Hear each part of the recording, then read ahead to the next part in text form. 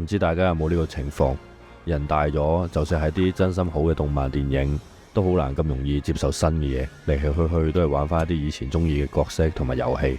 近排大家喺度屠龍嘅時候，我都仲係翻玩緊呢隻 RoboCop Rogue City。之前我已經喺 PS5 買過呢隻 game，仲要爆埋，但係真心唔建議大家買 PS5 版，個效能真係差到癲。